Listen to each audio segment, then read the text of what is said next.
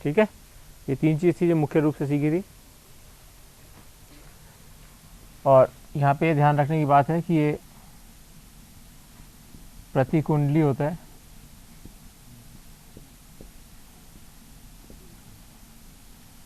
और थीटा किस किस के बीच में होता है एंगल,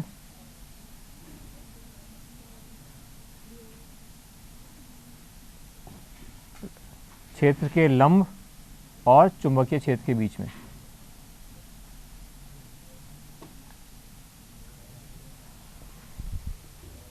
ये पिछली बार जो अपन ने किया था उसको दोहरा रहे हैं केवल।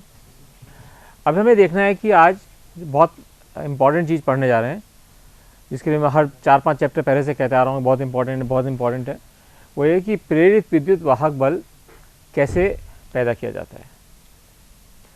यानी कि अब मेन प्रश्न उस पर आ गए हम लोग कि एसी पावर कैसे पैदा होती है, बेसिकली एसी विद्युत धारा कैसे पैदा होती है। बहुत बार क्वेश्चन बोर्ड में तो हर बार आता ही आता है, और कंपटीशन एग्ज़ाम में भी बहुत ज़्यादा इस पर क्वेश्चन आते हैं। अब हमको यहाँ पे एक बेसिक चीज़ अपने मन में फंडामेंटली समझना है कि यहाँ हो क्या रहा है। पहले जैसे मान लीजिए अगर हम ये कहें कि ये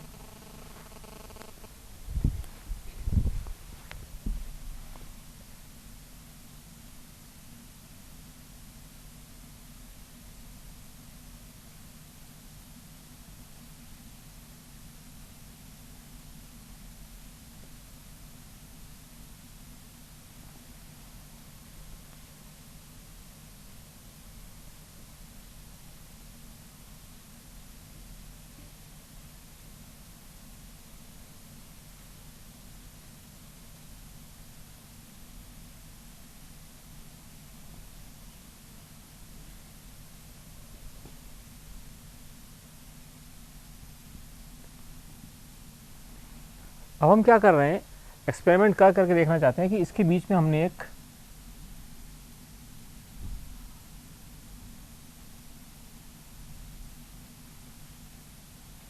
कुंडली रखी,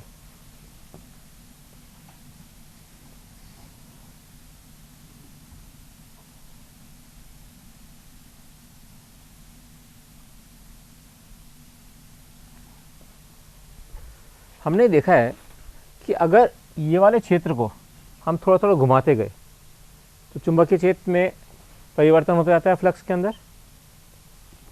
अगर हम इसको यूँ करके देखें, बेटा एक बार देना मुझे ये नीचे पैड, इसको ध्यान से देख लो, एक बार क्लियर हो जाएगा, फिर कोई दिक्कत नहीं आएगी। ये वाली जो कॉइल है इसको तो पूरा पृष्ठ है, इसको पृष्ठ को भूल जाओ, केवल कॉइल है।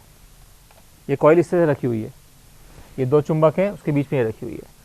अब हमने देखा कि पहले ये रखी हुई मान लीजिए, तो चुंबकीय क्षेत्र इसके पूरी तरह पार हो रहा है, ठीक है।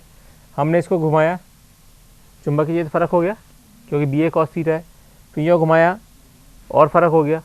इस तरह जैसे घुमाते जाएंगे चुंबकीय क्षेत्र परिवर्तन होता जाएगा, इसका मतलब फ्लक्स भी परिवर्तन होता जाएगा, और इस फ्लक्स के कारण ही विद्युत वाहक बल बनता है।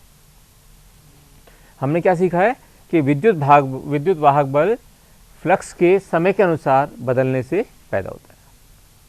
फ्लक्स के समय के अनुसार बदलने से विद्युत वाहक बल पैदा होता है।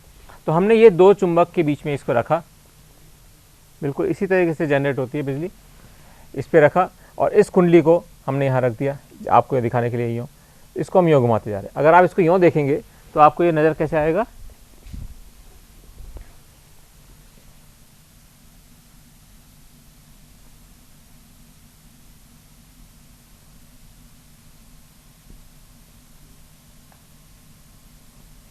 अगर हम इसको देख रहे हैं यूँ रखे, ये बिल्कुल वर्टिकल है,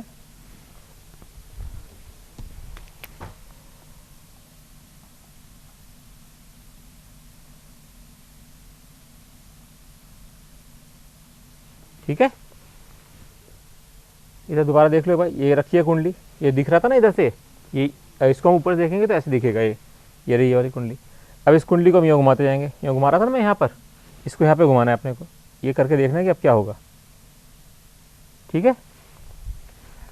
अगर मान लीजिए ये कुंडली इस तरह से है तो इसका एन कहाँ होगा, एन किसी भी क्षेत्रफल के बाहर की दिशा में जाता हुआ सदिश, ये आपका बी था, तो एन होगा आपका इस दिशा में।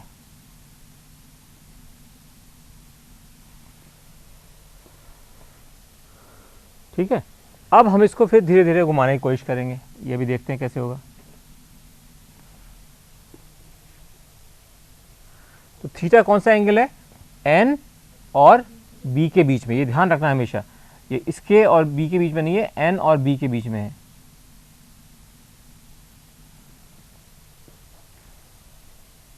ठीक है, अब इसको हम देखते हैं कि इससे कैसे इससे विद्युत वाहक बल पैदा हो सकता है। इसको बहुत हल्का सी चीज़ है और लेकिन समझना बहुत आवश्यक है। हमने यहाँ देखा phi is equal to B A cos theta, तो ईएमएफ कितना होगा, minus D by D t of phi. ठीक है, तो बी ए कॉस थीटा,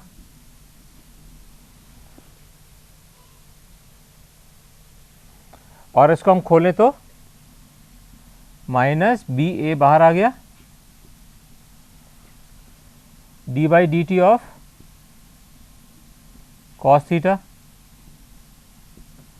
तो क्या हो गया ये, माइनस बी ए और ब्रैकेट में minus sine theta is equal to B A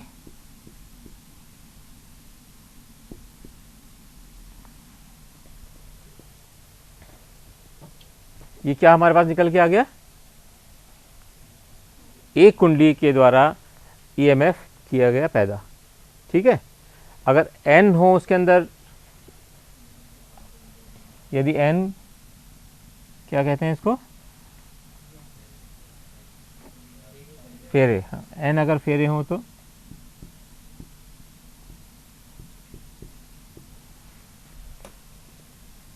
E is equal to N B A sine theta.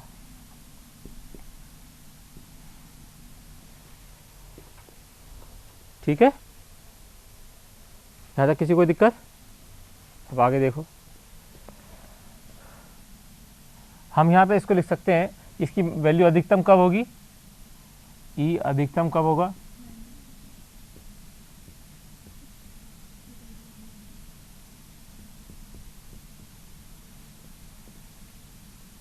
जब theta is equal to 90 degree. तो अगर हम उसको कहें कि ई मैक्सिमम होगा, क्या लिख सकते हैं उसको, एन बी ए। ठीक है, इसलिए हम क्या लिख सकते हैं, E is equal to E zero,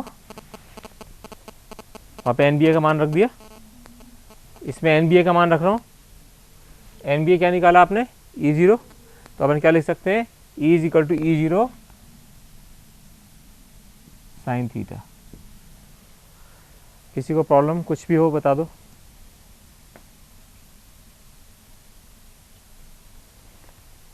ये अपन ने मान इसमें रखा है,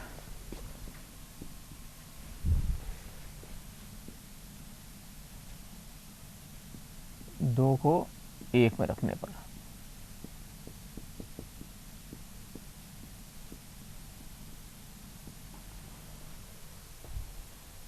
अब हम एक चीज़ और देखते हैं कि जब, क्योंकि अभी घुमा रहे हैं इसको हम, तो ये मान के चलें कि मान ये सर्किल में घूमेगा, क्योंकि एक छड़ है, छड़ जैसा काम कर रहा है ना इस समय, है तो कुंडली लेकिन एक छड़ जैसे घूमती वैसे घूमेगा। मान लीजिए ये थीटा डिग्री एंगल बनाता है, कितने टाइम में, स्मॉल टाइम टी में, तो इसकी कोणीय गति क्या होगी, दूरी, एंगल कितने समय में, टी समय में। और अपन ये भी जानते हैं ओमेगा इज इक्वल टू क्या होता है, 2 पाई बाई, ठीक है, इसको क्या लिख सकते हो, 2 पाई बाई टी को 2 पाई न्यू। यहाँ पे अपन क्या लिख सकते हैं इसको, इसलिए थीटा क्या होगा, थीटा यहाँ से लिख दिया अपन ने, टी यहाँ आएगा बस 2 पाई न्यू टी।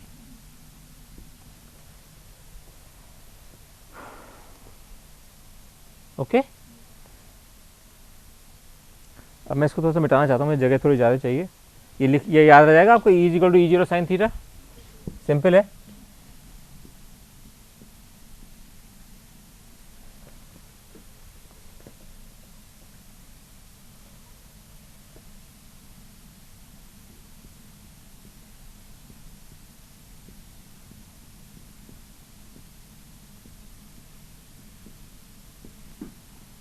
बहुत सरल तरीका मैंने आपको बताने की कोशिश कर रहा हूँ, इससे बहुत जल्दी समझ में आ जाएगा। अब हमने देखा सबसे पहला केस देखते हैं कि जब थीटा इज इक्वल टू 0 हो, थीटा इज इक्वल टू 0। अब यहाँ पर अगर हम इसको बना के देख लें हाथ के हाथ ही,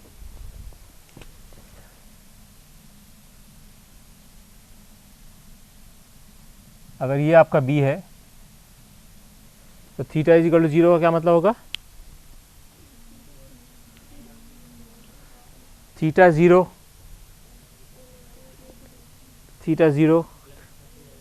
नहीं फ्लक्स नहीं, अभी वो बात नहीं कर रहे, अभी तो कह रहे हैं कुंडली की स्थिति क्या होगी।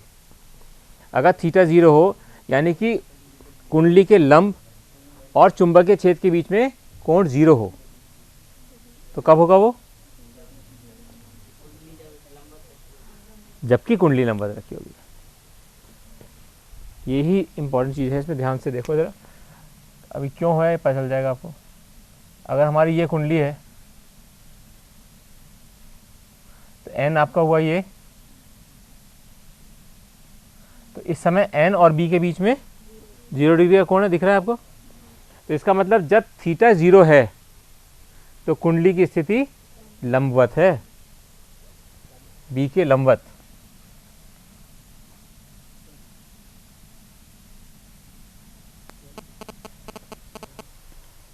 और ऐसी स्थिति में विद्युत वाहक बल कितना होगा, T is equal to E zero sine theta, theta is equal to 0, तो क्या होगा,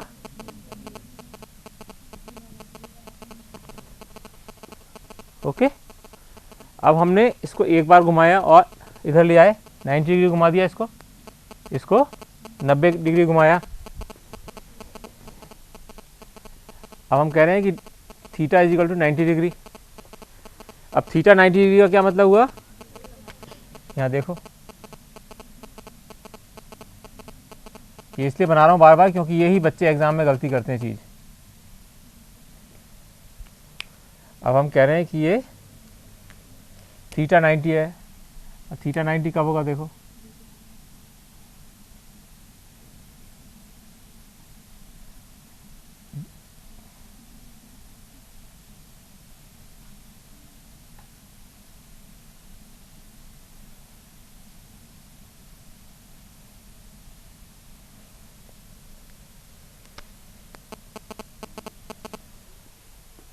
ये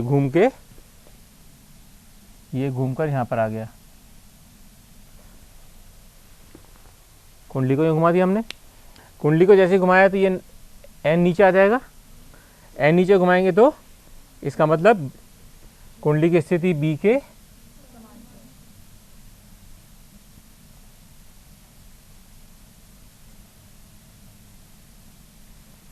और ऐसी स्थिति में EMF कितना होगा, E0।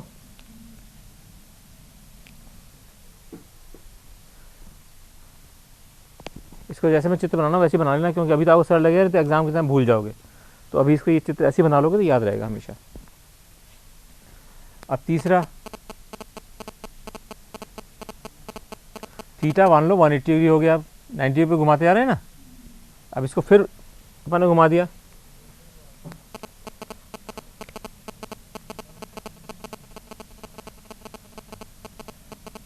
अब हमने इसको इधर घुमा दिया तो ये क्या हुई,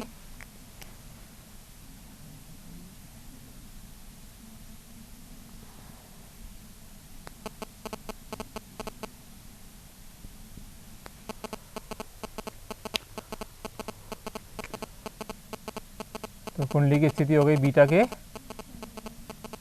परपेंडिकुलर। और अब बताओ जरा ई क्या होगी, E is equal to E zero sine 180, oh sine, हाँ साइन 180 क्या होता है,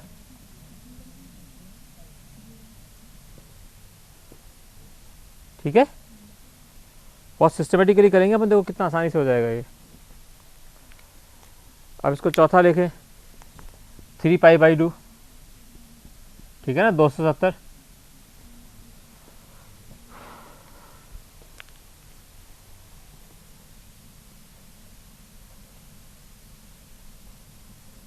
अब हमने क्या किया, बाकी एक बार और घुमा दिया, इसको हमारी क्या हो गई इसकी स्थिति, और n आ गया ऊपर,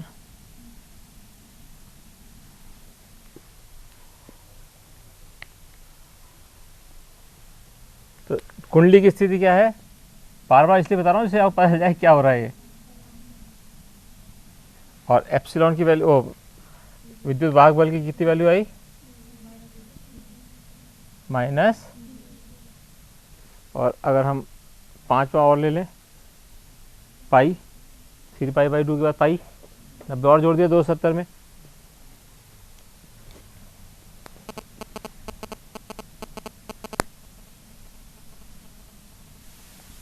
फिर हमने घुमा दिया, घुमाया तो ये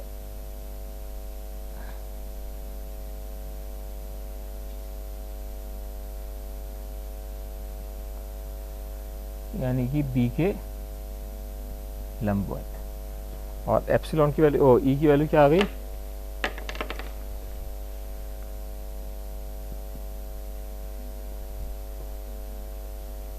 समझ में आया, ये समझ में आया नहीं आया, अब तो बिल्कुल सिंपल आ गया होगा। अदरवाइज एक ही को घुमा के देखते रहो, कॉइल को कभी समझ में नहीं आएगा क्वेश्चन ये कभी भी। इसको एक 2 लाइन बना के हमेशा कॉइल को एग्जाम में भी आए ना कोई, कि वो थीटा बताएगा और आप सोचोगे कि कौन सा एंगल है ये, किसी एग्जाम में हमेशा 2 लाइन बना लो छोटी सी, और तो देख लो कि कौन सा एंगल आ रहा है। 1 सेकंड लगता है 2 लाइन बनाने में, तो इसका मतलब क्या हुआ, अगर हम इस चित्र को बना के देखें, मान लीजिए यहाँ पर ओमेगा है और यहाँ पर विद्युत वाहक बल है, ये E0 है,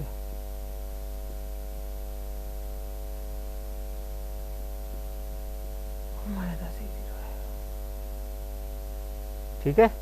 हमने क्या देखा था, 1 2 3 4, थीटा इज इक्वल टू 0, तो एप्सिलॉन यानी कि आप क्या था, ये 0 आ गया, EMF 0। जब 90 डिग्री हुई, कुंडली पैरेलल हुई, थीटा 90 हुआ, कुंडली पैरेलल हुई, तो कितना आया,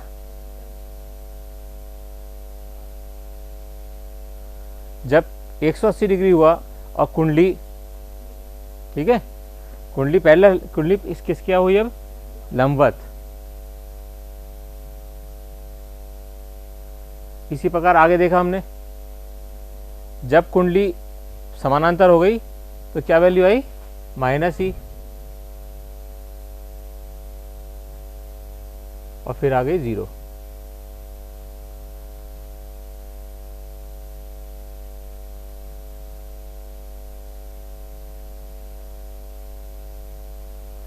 इस तरह से आपकी AC विद्युत वाहक बल पैदा होता है। ये AC जनरेटर का सिद्धांत है।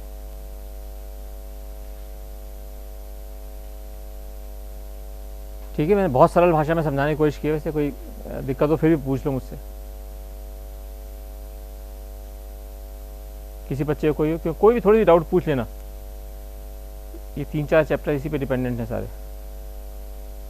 ओके, अगर नहीं तो अपन आगे चलते हैं। एडी करंट, इसी के संबंध में जब ये बन गया तो अब क्या एक आएगा शब्द, भंवर धाराएं।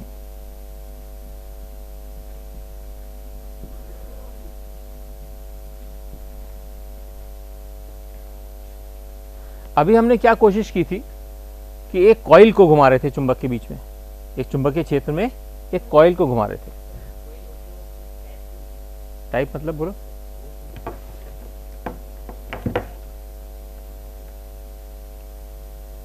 ये कॉइल है, single, this is the coil, एक तार। अब ये वाली कौन सी कॉइल है, इसके चारों तरफ खाली जगह, बीच की खाली जगह है, ये चकोर, ये वाली कॉइल है। ठीक है, ये यहाँ से नीचे से जुड़ी हुई है ये कॉइल, केवल बीच में कोई तार नहीं है।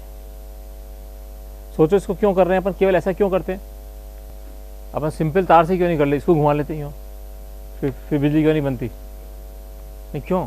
अगर हम अभी, चलो ये भी अभी सिद्धांत बताता हूँ मैं क्या इसका भी अपने आप ही सिद्धांत आएगा यहाँ पे। तो ये चीज़ समझ में आई। तो अब अपन चलते हैं भंवर धाराओं पे। अभी तो जैसे बच्चे ने कहा, हमने कहा कि ये केवल हम यूज़ कर रहे थे एक कुंडली, यानी बीच में से खाली जगह। अब हम एक कोई सा भी एक ठोस पदार्थ ले लेते हैं, चालक, ठोस चालक ले लेते हैं, यानी चालक की प्लेट, जिससे ये पतली है, तो मान लीजिए ये कॉपर की प्लेट है, एक कॉपर की प्लेट ले। अभी तो अपन ने कॉइल को घुमाया था, अपन देखेंगे इसको अगर घुमाते हैं तो क्या होता है। कॉइल में सिंपल था, करंट बह रहा था, इसमें करंट कैसे बहेगा,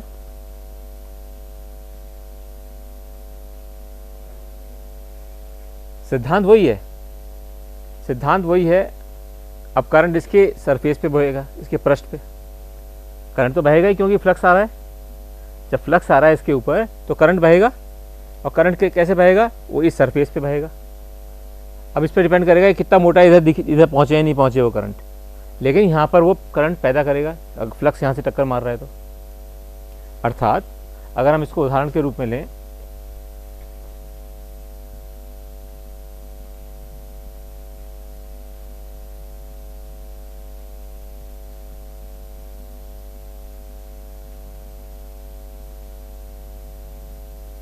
इसका मतलब क्या हुआ, चुंबकीय क्षेत्र नीचे की तरफ जा रहा है, यानी कि हमारा एन यहाँ पर है और एस बाहर है, ठीक है ना, चुंबकीय क्षेत्र जा रहा है। अब हमने एक यहाँ पर हिंज से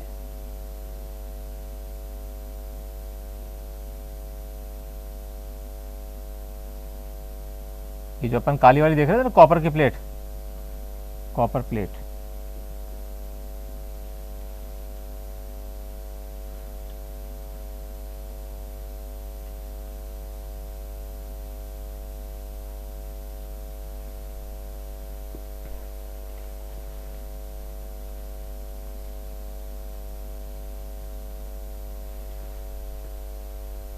अब देखो क्या हो रहा है, हम इसको इस दिशा में घुमा रहे हैं,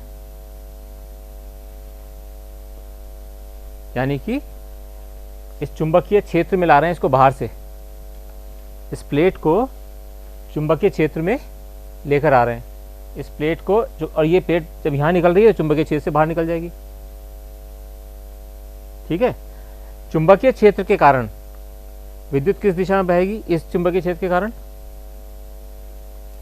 इधर जा रहा है, तो किधर बह रही है, क्लॉकवाइज। देखो आप अपने देखो, हाथ से करके देखो, ये अंदर जा रहा है तो ये क्लॉकवाइज बहेगा, करंट क्लॉकवाइज बहेगा, यानी कि चुंबक के कारण अपन पहले निकालते हैं जब भी क्षेत्र, तो इसका सिद्धांत क्या होता है, अपन पहले निकाल लेते हैं कि चुंबकीय क्षेत्र जो भी है जिसमें प्रवेश कर रहा है कोई भी चीज़, उसके कारण कहाँ विद्युत का डायरेक्शन होगा। ईजीएस्ट है तरीका सॉल्व करने का, नहीं तो एग्जाम में हमेशा बच्चा कन्फ्यूज रहता है, इधर यूँ करेगा, अभी हाथ यूँ करेगा, कभी यूँ करेगा, वो कुछ सही होगा, किसी का हाथ, किसी का हाथ गलत हो जाए। देखिए इसलिए सरल तरीका क्या है, इसको निकाल लिया अपन यहाँ पे। अब देखो ये क्या करने की कोशिश कर रहा है, ये अंदर आया तो इसमें फ्लक्स बढ़ेगा, ये आएगा तो फ्लक्स बढ़ेगा, इसका मतलब प्रेरित विद्युत भाग बल क्या करेगा, इसको वापस भेजने की कोशिश करेगा, इसका मतलब इसके विपरीत दिशा में धारा बहेगी। इसके विपरीत दिशा का मतलब क्या हो गया, ये क्लॉकवाइज था,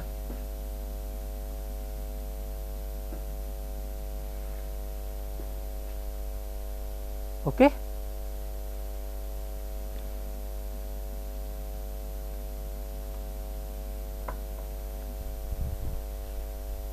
ठीक है, और चूंकि वो एक कॉइल में यानी कि कुंडली में चलना चाहती है धारा, इसलिए वो यहाँ पर गोल गोल चलेगी, क्योंकि चुंबक और तो कुछ प्रभावित कर नहीं रखा।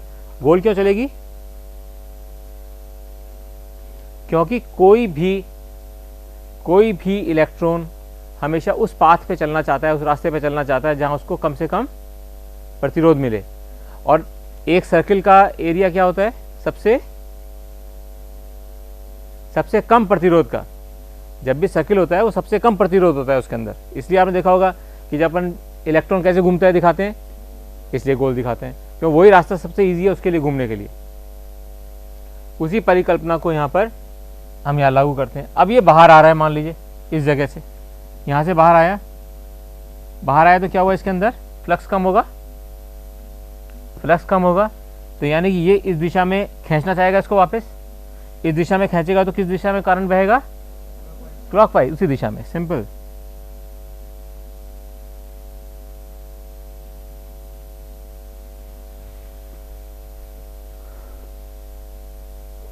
इसको कहते हैं भंवर धाराओं का सिद्धांत। अब इसका फायदा क्या है कि क्यों अपन ने अध्ययन किया? भंवर धाराओं का अध्ययन करने का क्या मतलब है? भंवर धारा का अध्ययन यह है कि अगर मान लीजिए कोई एक बहुत स्ट्रॉन्ग चुंबकीय क्षेत्र बनाया है हमने, बहुत स्ट्रॉन्ग, लेकिन हम ये चाहते हैं कि इस चुंबकीय क्षेत्र का प्रभाव इधर नहीं आए, इस चुंबकीय क्षेत्र का प्रभाव इधर नहीं आए, तो हम क्या करते हैं? कॉपर की मोटी मोटी रॉड्स उसके बीच में डाल देते हैं। जब कॉपर की रॉड जाएंगी तो चुंबकीय क्षेत्र उस पर फ्लक्स पैदा करेगा और फ्लक्स के कारण उसके अंदर धाराएं बहने लग जाएंगी और दूसरी तरफ चुंबकीय क्षेत्र नहीं पहुंचेगा। तो यानी कि चुंबकीय क्षेत्र से बचाने के लिए हम बीच में हमेशा कॉपर की या कोई भी चालक की मोटी प्लेट्स रख देते हैं, जिसके अंदर से चुंबकीय क्षेत्र नहीं निकल पाएगा, क्योंकि चुंबकीय क्षेत्र जो फ्लक्स पैदा करेगा उस फ्लक्स के कारण इसमें जो एडी करंट यानी भंवर धाराएं जो बहेंगी वो चुंबकीय क्षेत्र को बाहर नहीं जाने देंगी।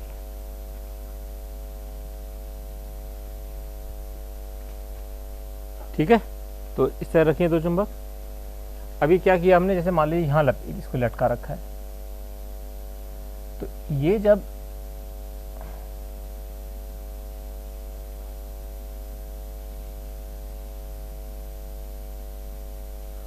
चुंबकीय क्षेत्र इन दोनों के बीच में आ जाएगा, जब ये प्लेट इस जगह आ जाएगी, यानी कि चलते चलते जब इस जगह आएगी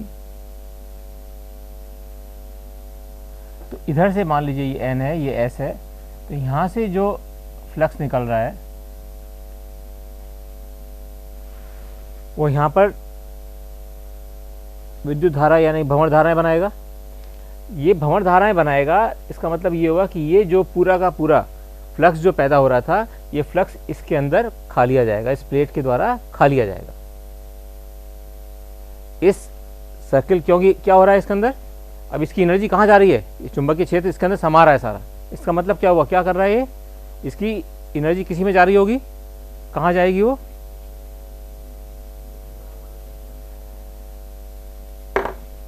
जब ये इसके अंदर पहुंचा, इस तरह जो करंट बनते चले गए, बहुत सारे करंट बनते चले जाएंगे, ये एनर्जी कहाँ जाएगी?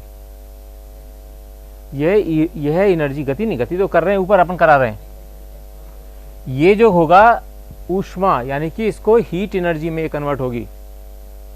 ये एनर्जी हीट में कन्वर्ट होगी। इसलिए बहुत बड़े चुंबकीय क्षेत्र में, बहुत पावरफुल चुंबकीय क्षेत्र में यदि हम किसी मेटल के प्लेट को घुमाते हैं तो उसके अंदर बहुत ज़्यादा गर्मी पैदा हो जाती है। और इसको कहते हैं, इसके कारण इसका कहाँ उपयोग करते हैं? जैसे मान लीजिए अपने जिंक का वो है और क्या कहते हो आप हिंदी में? जो अयस्क, मान लो जिंक अयस्क है। अब जिंक अयस्क को अगर अपन ने इस तरह की शेप में बनाकर इस क्षेत्र के अंदर चुंबकीय क्षेत्र में घुमाया तो ये पिघलेगा, बिल्कुल पिघल जाएगा और इसके अंदर मेटल बाहर आ जाएगा। इसको कहते हैं इंडक्शन फर्नेस, विद्युत प्रेरण भट्टी। उसमें कुछ नहीं करना पड़ता, उसमें केवल चुंबकीय क्षेत्र होते हैं, उस चुंबकीय क्षेत्र को बढ़ाते जाते हैं। चुंबकीय क्षेत्र को बढ़ाया, उसके अंदर ये एडी करंट डेवलप हुए, एडी करंट के कारण जो एनर्जी पैदा हुई उसके कारण बहुत गर्मी हो जाएगी इस प्लेट के अंदर और वो पिघल जाएगी। तो जो धातु होगी वो अलग हो जाएगी उसके, जो कि उसके अंदर गंदगियाँ और जो आपके एनोमलीज मिली होती हैं। दो कंडीशन रहेगी जबकि ये प्रवेश कर रहा है। ये प्लेट तो मैंने छोटी दिखाई है ना समझाने के लिए, अदरवाइज ये प्लेट भी बहुत बड़ी है। यानी कि जब तक ये आधी आ जाती है, सिद्धांत ये होता है इसका कि जब ये आधी आती है तब ये बाहर का लास्ट कोना छू रही होती है। मतलब इसका सिद्धांत क्या बना रखा है, ये तो समझाने के लिए है। वो इतनी बड़ी बनाऊंगा तो वो समझ में नहीं आएगा क्या होगा। अदरवाइज क्या होता है, ये वाली जो प्लेट है यहाँ तक, यानी कि जब ये यहाँ प्रवेश कर रही है बाहर से, तो ये स्थिति ये होगी इसकी आधी प्लेट, ये यानी यहाँ तक जब आएगी ये पैदा करती रहेगी, फिर ये बाहर आगे आएगी, फिर पैदा करती रहेगी। ठीक है, अपना क्योंकि मूल सिद्धांत क्या है, फ्लक्स में परिवर्तन के कारण, समय के अनुसार परिवर्तन के कारण क्या बनती है, ईएमएफ। ईएमएफ बनता है मतलब विद्युत धारा बनती है। ठीक है, अब अपन एक और इंपॉर्टेंट चीज पढ़ते हैं, स्व प्रेरकत्व। स्व, हिंदी में इतना कठिन बना रखा है, इंग्लिश में इतना सरल है ये। इंग्लिश में बहुत ही सरल है, बताओ क्या होगा, इंडक्टेंस। इतना सिंपल है, आपको पता जाता है इंडक्टेंस बोलते ही कितना क्या करना है। अब यह है स्व, लेकिन हिंदी का भी सरल होता है, ऐसी बात नहीं है, हिंदी अपनी बहुत अच्छी भाषा है।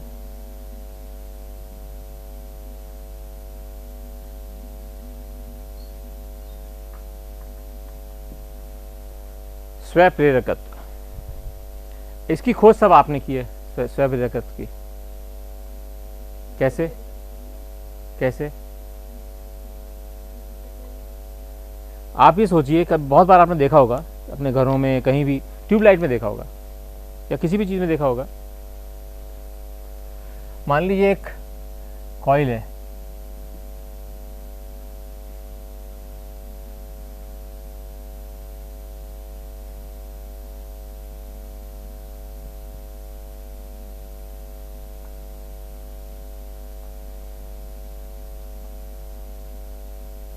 और यहाँ एक अपन ने बल्ब लगा दिया।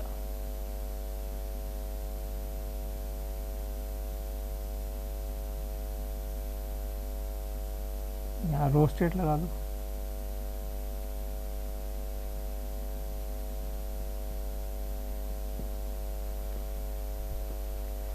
एक्सपेरिमेंट करते हुए वैज्ञानिकों ने ये पाया कि जब हम रोस्टेट से करंट कम करते जा रहे हैं तो बल्ब भी धीरे होता जाता है। देखा होगा ना, डिम हो जाते हैं बल्ब, डिम हो जाते हैं। लेकिन जब वो बंद होने लग जाता है, बिल्कुल बंद होता है, तो उस समय सडनली वो तेज है, एकदम तेज उसकी रोशनी आती है। जब हमने आई को धीरे धीरे करते कम करते गए, ठीक है, रिड्यूस करते गए, तो बल्ब धीरे होता जाएगा। लेकिन जब आई को 0 कर दिया, यानी कि स्विच को ऑन कर दिया, खोल दिया, ऑफ कर दिया, तो बल्ब बुझने से पहले, ये बहुत बार आया है क्वेश्चन, तेज चमकेगा। अब ये क्वेश्चन आता है एग्जाम में, क्यों चमकेगा तेज? वेरी इंपॉर्टेंट कंसेप्ट, कई बार देखा होगा आपने। अब कभी लैब में जाओगे, जब देखना, लैब में जब एक्सपेरिमेंट करोगे ना, जब कब जाने होता है तुम्हें, नवंबर दिसंबर में तो मौका मिलेगा। जब वहाँ जाओगे, जब देखना कि करते करते जब उसको पूरा स्विच को ऑफ कर देंगे, तो जस्ट स्विच बंद होने से पहले इसके अंदर प्रकाश एकदम तेज आएगा। कम होते होते कम हो रहा था, लेकिन जब बंद हुआ तो एकदम तेज आया प्रकाश थोड़े समय के लिए, और फिर समाप्त हो गया। ये क्यों हुआ? इसके पीछे जो इसका सिद्धांत है वह है स्व प्रेरकत्व, यानी कि तो क्या कह सकते हैं, किसी कुंडली में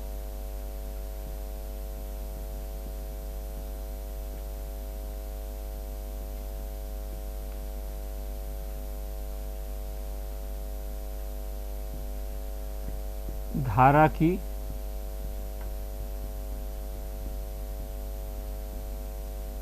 परिवर्तन दर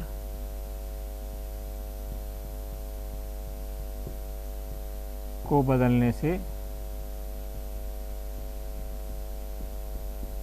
जो प्रेरक विद्युत बल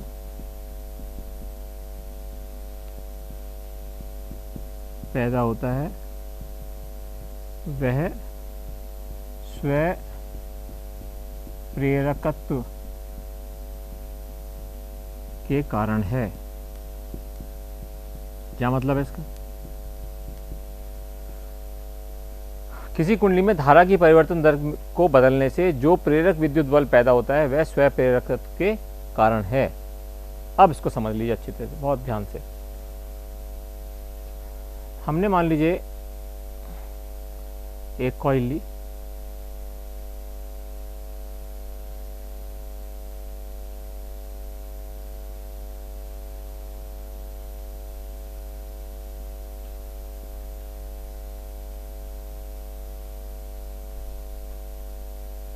हमने स्विच को बंद किया। ध्यान रखना अब क्या कर रहा हूं मैं। हमने स्विच को बंद किया, यानी कि स्विच किस स्थिति में आ गया? इस स्थिति में आ गया। ठीक है, अर्थात इसके अंदर करंट बहने लगा आई।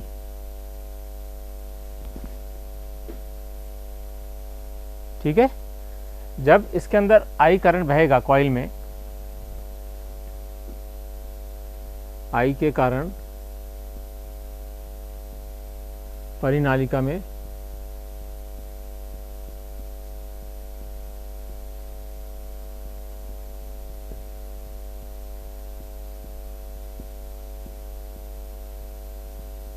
चुंबकीय क्षेत्र पैदा होगा।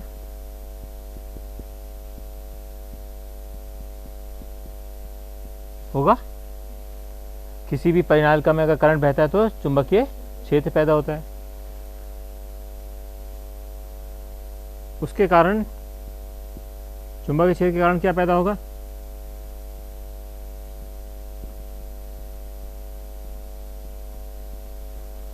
उसके कारण फ्लक्स पैदा होगा। क्या होगा फ्लक्स?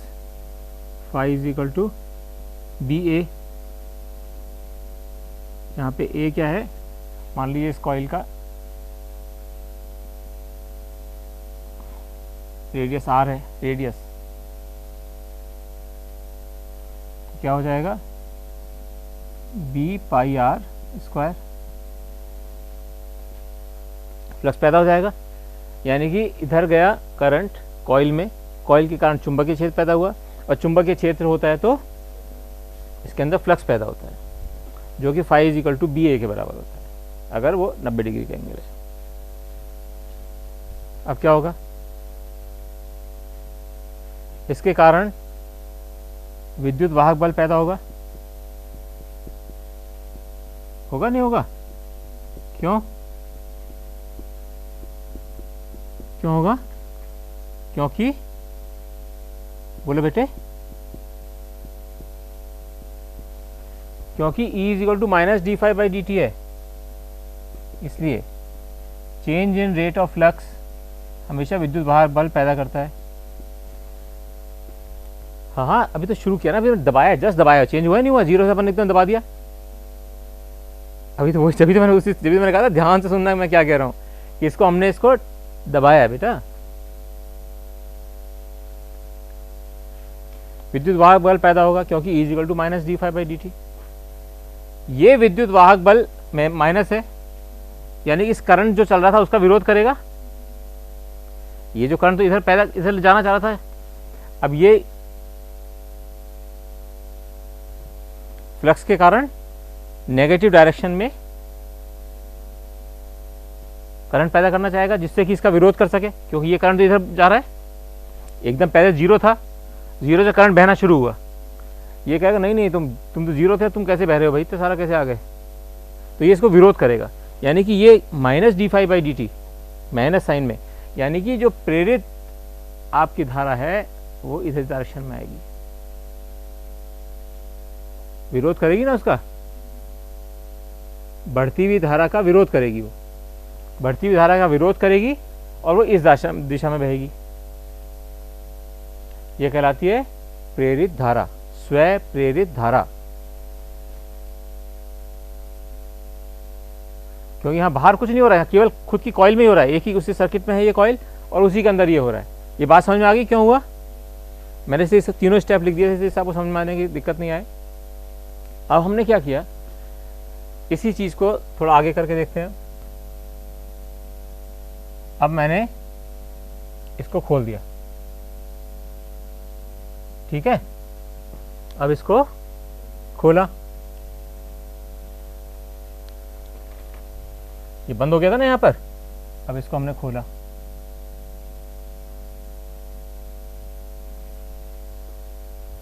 अब स्विच को खोल दिया। खोल दिया का मतलब क्या हुआ, करंट क्या हो जाएगा, अब जीरो होना चाहेगा ना मैक्सिमम से, फिर अब जीरो होना चाहेगा अपन ने जब खोल दिया तो। अब जीरो होना चाहेगा तो ये इधर वापस आने की कोशिश करेगा, यूँ समझ लो कि इलेक्ट्रॉन वापस आ रहे हैं, यूँ सोच के कोशिश करो। कम होने की कोशिश करेगा, नहीं करेगा करंट। अब ये नहीं चाहेगा, ये चाहेगा नहीं करंट तो कम नहीं हो सकता, ये इसको हमेशा विरोध करना है, बढ़ोतरी को भी और कमी को भी।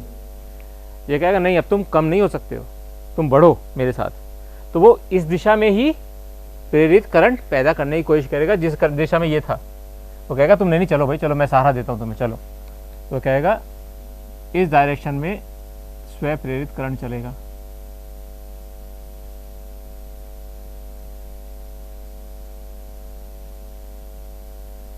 ये बात समझ में आ गई? स्विच खोलने और बंद होने में क्या हुआ, स्विच खोलने और बंद होने में, अब बताओ कि इस चीज से देख के सोचो कि इसमें क्यों बल्ब में रोशनी ज़्यादा जली। क्योंकि जैसे ही अपन ने इसको बंद करा, मतलब इसको खोला, स्विच को खोल दिया, यानी धारा बंद कर दी, उसके अंदर धारा बहनी।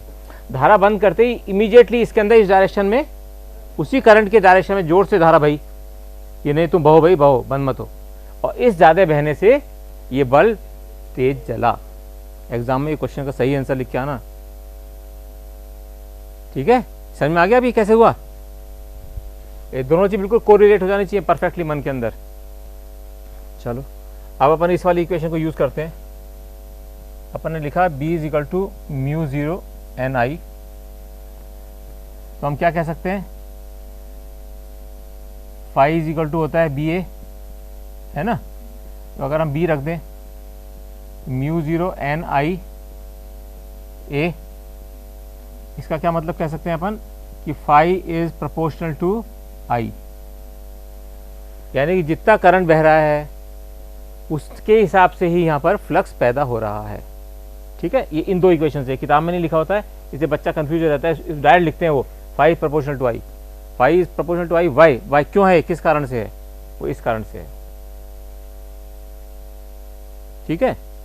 इसका जो स्थिरांक दिया जाता है वो है phi is equal to L I, और एल को कहते हैं स्वयं प्रेरकत्व,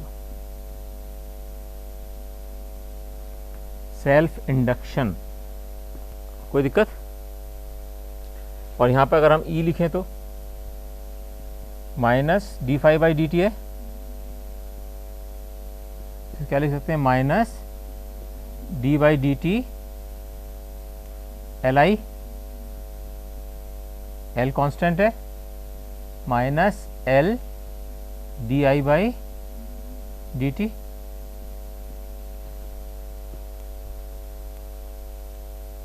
ओके, इसलिए एल को क्या लिख सकते हैं, minus E upon D I by D T.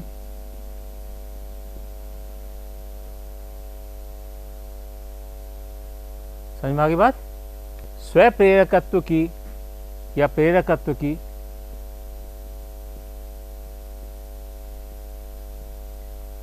जो यूनिट होती है वो कहलाती है हेनरी। हेनरी, ठीक है।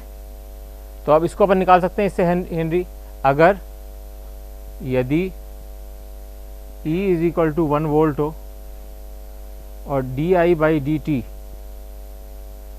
1 हो तो L is equal to 1 henry होता है। इसका क्या मतलब हुआ, वह यदि यूनिट धारा परिवर्तन दर के कारण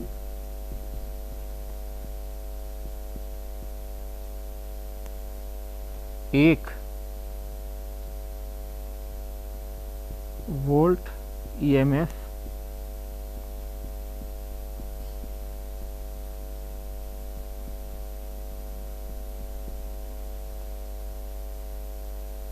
तो वह 1 हेनरी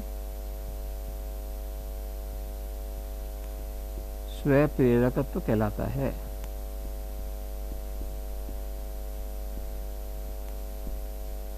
अब सरल भाषा में क्या कहेंगे कि करंट परिवर्तन की दर यूनिट हो, यानी 1 हो, करंट परिवर्तन की दर 1 हो और उसके कारण पैदा होने वाला वोल्टेज भी 1 हो, तो स्वयं प्रेरकत्व 1 हेनरी होगा। तो स्वयं प्रेरकत्व क्या होगा? यदि करंट परिवर्तन की दर 1 यूनिट है और 1 वोल्ट ईएमएफ पैदा हो रहा है उसके कारण, क्योंकि करंट परिवर्तन की दर के कारण तो ईएमएफ पैदा हो रहा है, बस सीख रहे हैं इतनी देर से अपन बार बार। 1 यूनिट अगर परिवर्तन की दर से 1 वोल्ट पैदा हो रहा है तो उसको हम कहते हैं 1 हेनरी। ओके, कोई परेशानी यहाँ तक? एक हाथ यहाँ तक तो कुछ ज़्यादा दिक्कत आनी नहीं चाहिए। तो अगर हम इसको यूँ लिखना चाहें, फाई को एल आई, आपने क्या लिखा? फाई इज इक्वल टू क्या लिखा अपन ने? L I. तो ये याद रखना है आपको। और दूसरा रखना है यहाँ पे E is equal to minus L D I by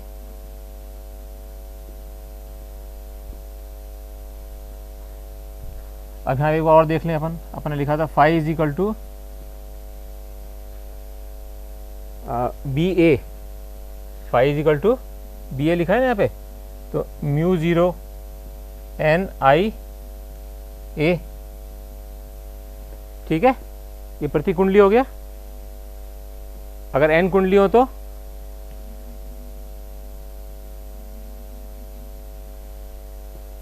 ठीक है। और एक हमने यहां से निकाला स्वयं प्रेरकत्व से, ये किसके बराबर होगा? एल आई के बराबर होगा।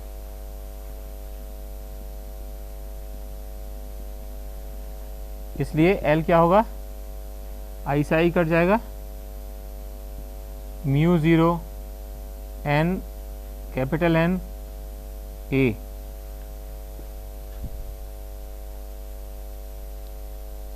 ठीक है। और हम ये भी जानते हैं कि एन क्या है? कैपिटल एन क्या होता है? कुंडली संख्या प्रति लेंथ।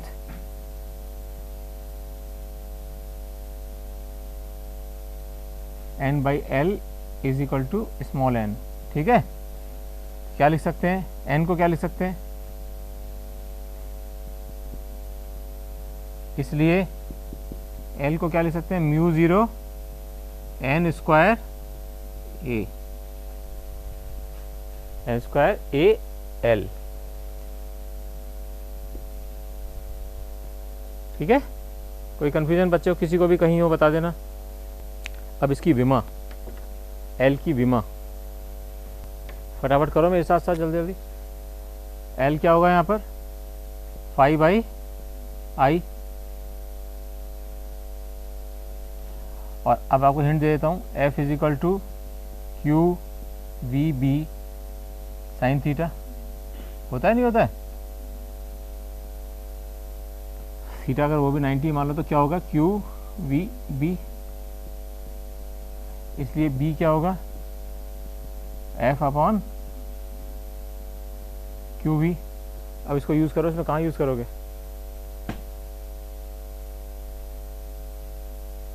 हाँ हाँ लिखो, बिल्कुल सही कह रही हो, लिखो फटाफट लिखो, गुड। यहाँ पे लिख सकते हैं, इसलिए L is equal to phi I, phi by I. Phi क्या है? बी ए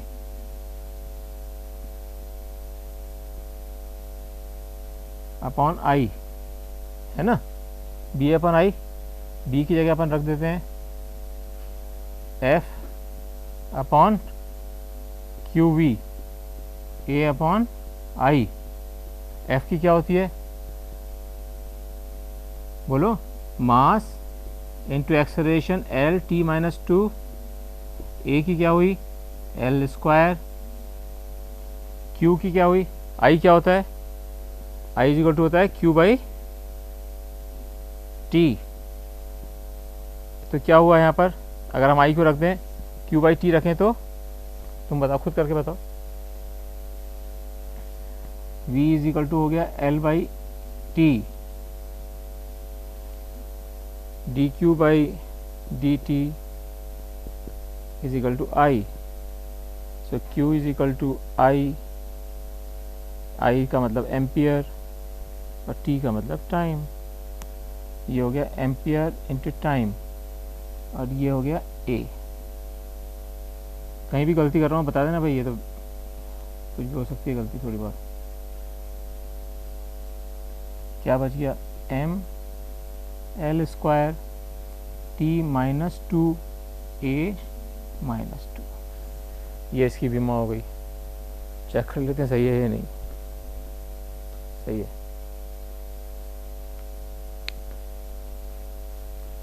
ठीक है, बिल्कुल सिंपल सिंपल तरीके हैं। ये अपन ने स्वयं प्रेरकत्व को पूर्ण कर लिया, यानी कि किसी भी कॉइल में। अब ये बताओ इसमें जल्दी से एक क्वेश्चन कि अगर इसकी जगह तार होता केवल,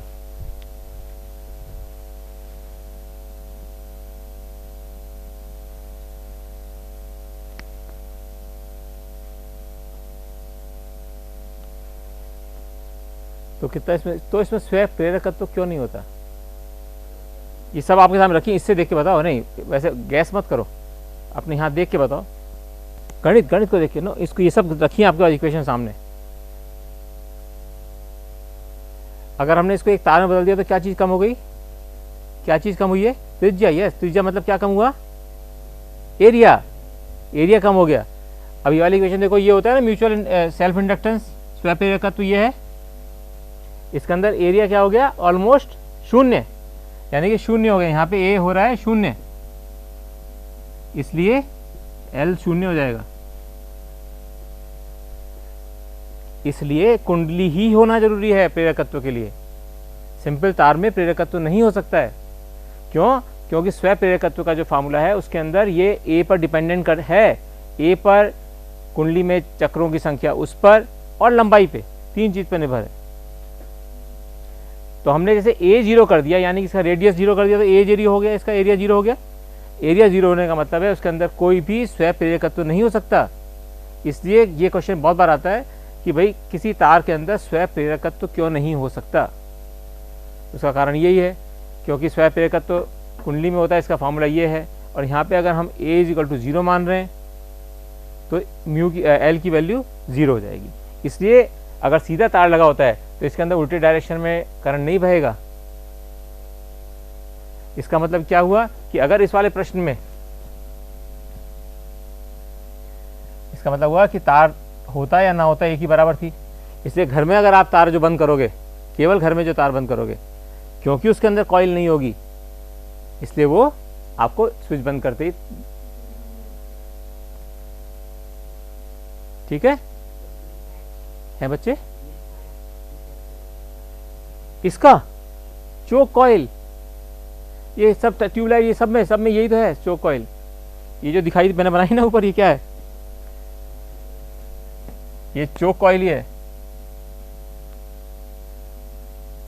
ये जो अपन लेके नहीं आते, छोटा सा सफेद सा होता है इतना सा, चोक कहते हैं ना, चोक कॉइल। वो चोक ही तो बोलते बेटा उसको, ये नहीं होता इतना सा, जिसको आप लोग स्टार्टर कहते हो। हाँ, ये चोक कॉइल इसलिए होती है। क्यों होती है, इससे क्या फायदा होता है,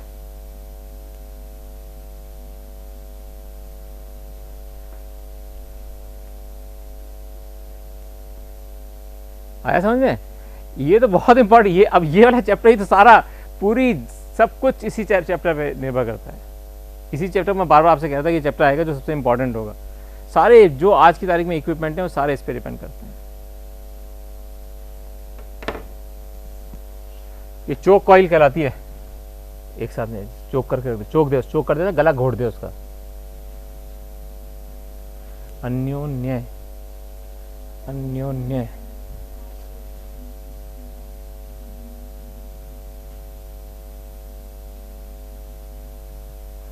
अब पढ़ेंगे अपन, कल पढ़ेंगे, लेकिन आज मैं इसको केवल सिद्धांत बता देता हूँ आपको। इसमें हम क्या कहते हैं कि मान लीजिए एक कॉइल है,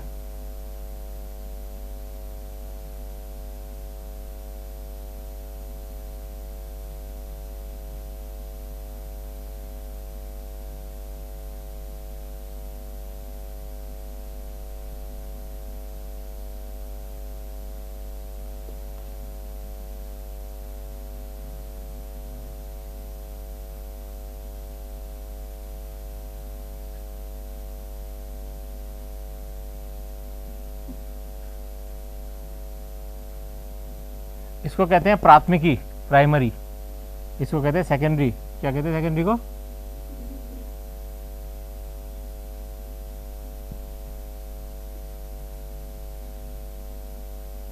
क्या, सॉरी दोबारा बताओ। द्वि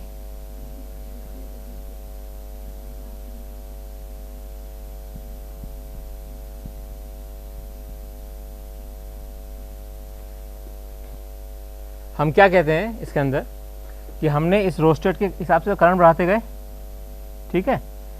इसके करंट के परिवर्तन से प्राथमिक के करंट की दर को परिवर्तित करने से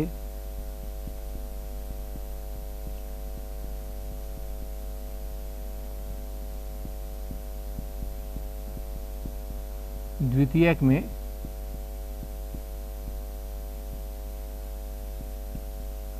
अन्योन्य प्रेरकत्व यानी कि ईएमएफ पैदा होता है।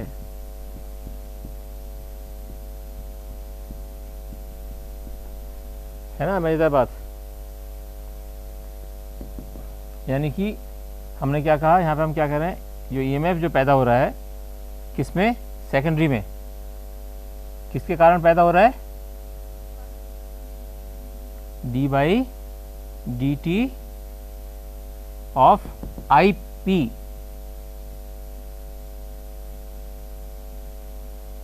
Minus D five by D T कहते हैं ना उसके अंदर। फाइव इज इक्वल टू क्या होता है, phi is equal to B A, और बी क्या होता है, mu zero N I, mu zero N बाहर।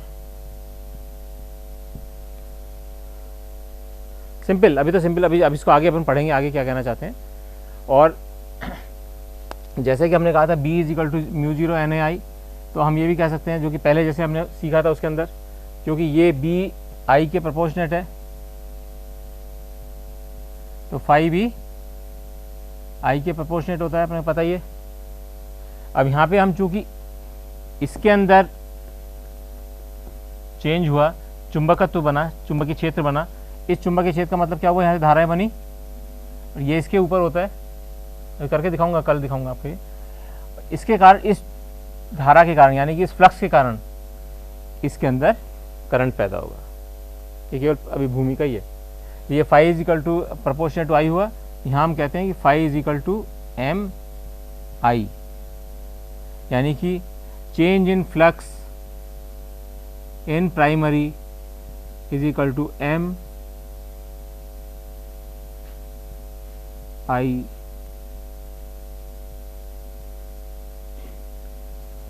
यानी कि द्वितीयक में फ्लक्स चेंज होगा पहले में करंट के कारण, यानी कि पहले में करंट चेंज हो रहा है, इसका मतलब पहली कॉइल के अंदर चुंबकीय क्षेत्र फर्क हो रहा है, आई फर्क होगा तो चुंबकीय क्षेत्र फर्क होगा, इस चुंबकीय क्षेत्र के फर्क होने से फ्लक्स पैदा होगा, और ये फ्लक्स इसके अंदर करंट पैदा करेगा। ठीक है, कल पढ़ेंगे।